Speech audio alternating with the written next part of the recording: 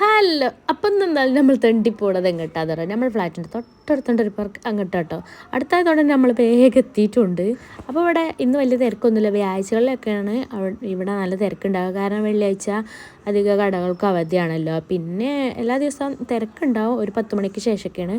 അപ്പോൾ നമ്മൾ 9 ആകുമ്പോൾ തന്നെ വരും. അപ്പം തന്നെ നമ്മൾ ഫ്ലാറ്റിലേക്ക് എത്തും വേണം. നമുക്ക് ഇവിടെ തിരക്കൂടുമ്പോൾ തന്നെ നമുക്ക് ഇവിടുന്ന് പോകാനായി. അപ്പോൾ കൂടുതൽ ആളൊന്നും ഇല്ലിട്ട് നമുക്ക് അത്യാവശ്യം ഒരു വെറി പോലെ തോന്നിയിട്ടുണ്ടായിരുന്നു.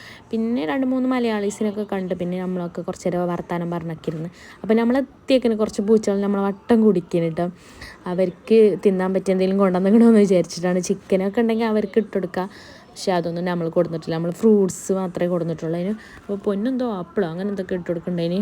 എന്തെങ്കിലും ഒന്ന് പോയിക്കോട്ടെ എന്ന് വിചാരിച്ചിട്ട് ഇവർക്കാണെങ്കിൽ ഒരു പേടിയില്ല.